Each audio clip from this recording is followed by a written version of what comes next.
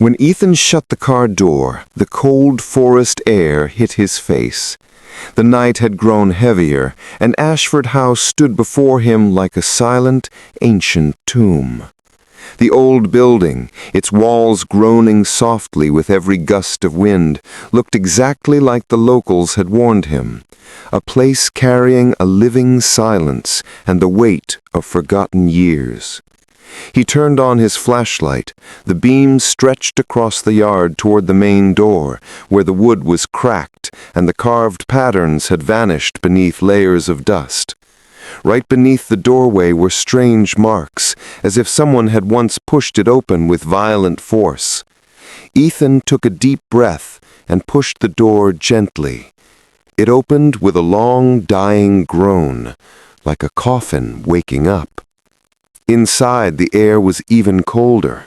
A straight hallway extended before him, rooms on both sides, their doors half open, like someone had just entered or had just left.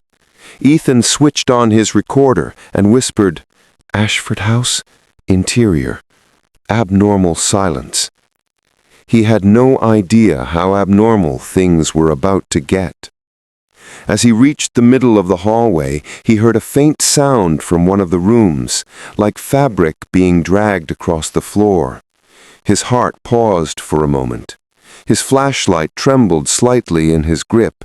He stopped and listened again. The sound came once more, clearer this time.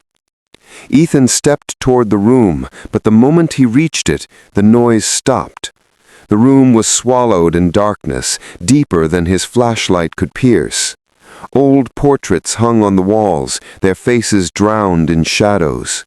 One portrait in the center caught his eye, a family, father, mother, and a small child.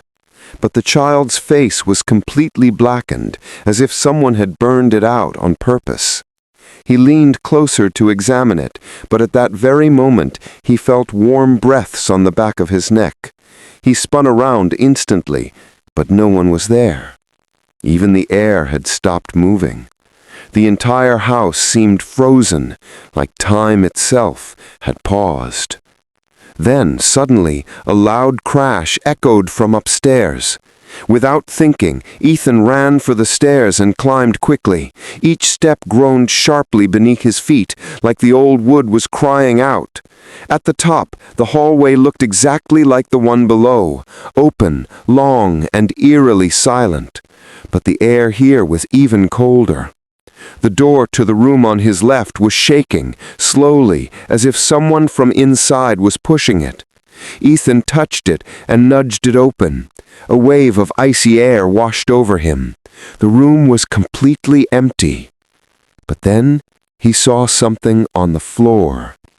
Deep drag marks, finger marks, etched into the dusty wooden planks, as if someone had been pulled across the room violently. The marks led straight down the hallway toward the last room, the oldest room, the most sealed room in the house. Ethan's throat tightened. As he walked toward it, his own recorder began to play something.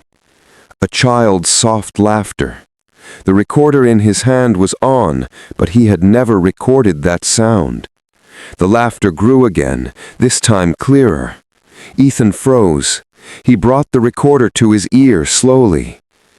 The laughter stopped, and a single whisper echoed from the device. "Turn back." Ethan inhaled sharply. Turning back meant accepting that someone or something was watching him. But he knew one thing.